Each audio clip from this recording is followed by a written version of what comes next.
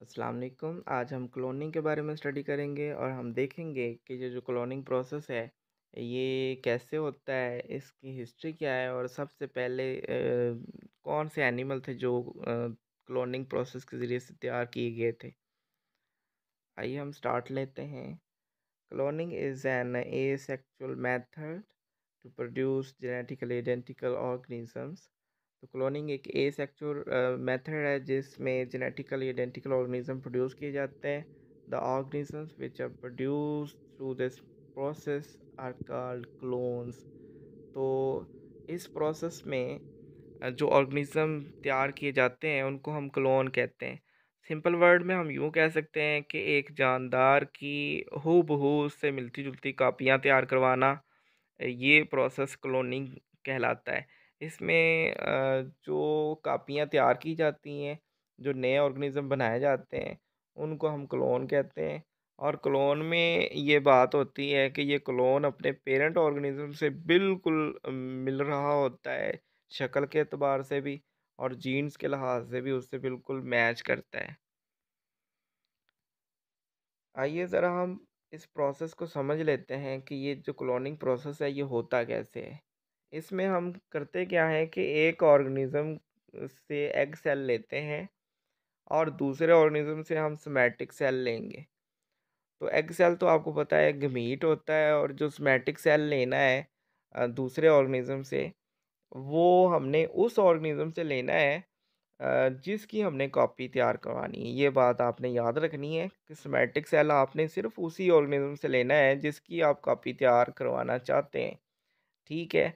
Somatic cell से मुराद body का कोई भी किसी भी पार्ट से आपने ये सेल ले लेना है, उसकी स्किन से भी ले सकते हैं। जबकि एग सेल जो है ये आपको पता है ये सेक्स ऑर्गन से ही आपको मिलेगा और वो भी फीमेल से आपने लेना है। और इसमें से करना क्या है कि आपने न्यूक्लियस निकाल देना है, ये जो एग सेल है। और अब ये जो सेल हमारे पास बच गया है ये ई न्यूक्लिएटेड सेल है या डी न्यूक्लिएटेड सेल है। अब ये जो डी न्यूक्लिएटेड सेल है इसमें आपने न्यूक्लियस पुट करना है। न्यूक्लियस आपने पुट कौन सा करना है, ये जो हमने सोमैटिक सेल लिया था ना, जिस ऑर्गेनिज्म की हमने कॉपी तैयार करवानी थी उसका हमने सोमैटिक सेल लिया था, बॉडी के कोई भी पार्ट से हमने सोमैटिक सेल ले लिया था। अब उसमें से हमने न्यूक्लियस बाहर निकालना है। वो जो न्यूक्लियस हमने बाहर निकाला है इसको पुट कर देना है हमने इस एग सेल में। अब ये जो एग सेल है इसमें न्यूक्लियस जो है वो बाहर से आया है, यानी उस ऑर्गेनिज्म का आया है जिसकी हमने कॉपी तैयार करवानी है। और ये जो नया सेल हमारे पास बना है इसको हमने अब वॉम्ब के अंदर जो है वो दाखिल करना है। अब ये जो वॉम्ब है ये इसको हम कहते हैं कि ये किराए की वॉम्ब है, या इसको सिंपल वर्ड में यूट्रस भी कह सकते हैं कि ये फीमेल के यूट्रस के अंदर इस एग को रख देना है जिसमें न्यूक्लियस हमने दूसरे ऑर्गेनिज्म का लिया है। अब यूट्रस के अंदर ये क्या करेगा कि ये जर्मिनेशन स्टार्ट करेगा। अब ये डिवाइड होने लग जाएगा सेल और ये कंप्लीट ऑर्गेनिज्म में बदल जाएगा। ये जो ऑर्गेनिज्म बनेगा इसको हम क्लोन कहेंगे और ये क्लोन उस ऑर्गेनिज्म का होगा जिसका हमने न्यूक्लियस यूज़ किया था, ठीक है? और इस सारे प्रोसेस को हम क्लोनिंग कहेंगे। नेक्स्ट हम हिस्ट्री को स्टडी करेंगे कि इसकी हिस्ट्री क्या है। तो सबसे पहले एक साइंटिस्ट थे जिनका नाम है हैंस ड्राइश। हैंस ड्राइश ने क्या किया था कि ये सी अर्चन का एम्ब्रियो क्लोन किया था इन्होंने। और फर्स्ट टाइम इन्होंने, ये 90s की बात है जब इन्होंने सी अर्चन का एम्ब्रियो क्लोन किया था। और इसके बहुत जल्दी इनके फ़ौरन बाद जो है ये सैलमेंडर का एम्ब्रियो भी क्लोन कर लिया गया था। और ये किसने क्लोन किया था, ये हैंस स्पैमन, ये एक अदर साइंटिस्ट हैं, इन्होंने क्लोन किया था। अब हम बात करते हैं कि कंप्लीट ऑर्गेनिज्म जो है उसकी क्लोनिंग कब स्टार्ट हुई। कंप्लीट ऑर्गेनिज्म की क्लोनिंग 1958 में स्टार्ट हुई। तो 1958 में फ्रॉग जो है ये एक ऐसा एनिमल था जो सबसे पहला एनिमल है जो क्लोन किया गया था, ठीक है? तो कुछ लोग शीप कहते हैं, शीप जो है वो पहला एनिमल नहीं है, फर्स्ट मैमल है, ठीक है? लेकिन पहला एनिमल जो क्लोन किया गया था वो एक एम्फीबियन था जिसका नाम फ्रॉग है।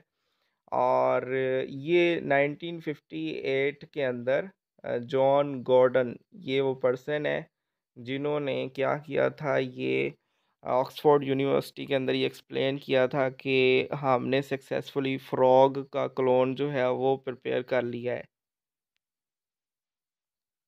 अब ये जो फ्रॉग इन्होंने क्लोन किया था, इस फ्रॉग का नाम था राना पाइपियंस।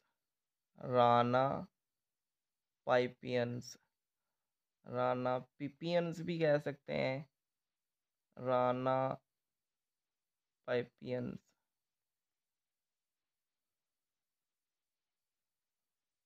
तो ये बिल्कुल ऐसे ही है कि जैसे कि हम होमो सैपियंस लिखते हैं, ऐसे ही राना पाइपियंस या राना पिपियंस ये आपने याद रखना है। तो ये वो फ्रॉग था, फर्स्ट एनिमल है जो क्लोन किया गया था, फर्स्ट एम्फीबियन भी कह सकते हैं।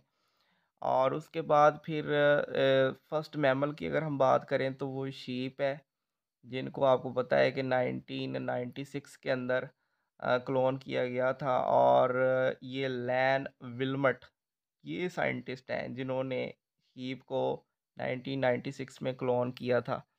तो इस शीप का नाम डॉली रखा गया, ये भी आपको पता है। और 6 ईयर जो है ये फिर ज़िंदा रही थी, 6 साल बाद इसकी डेथ हो गई थी। तो लैन विल्मट जो है इसको फादर ऑफ क्लोनिंग भी कहते हैं, ये आपने याद रखना है, लैन विल्मट फादर ऑफ क्लोनिंग। तो इसने स्कॉटलैंड के अंदर जो है ये शीप तैयार की थी रोजलिन इंस्टीट्यूट के अंदर। रोजलिन इंस्टीट्यूट जो है ये स्कॉटलैंड में है, जहाँ पे ये शीप तैयार की गई थी, लैन विल्मट ने तैयार की थी, जिसको फादर ऑफ क्लोनिंग कहते हैं। जी, तो स्टूडेंट्स आज हमने क्लोनिंग के बारे में स्टडी किया। दुआ में याद रखिएगा, अपना बहुत सारा ख्याल रखिएगा। अल्लाह हाफ़िज़।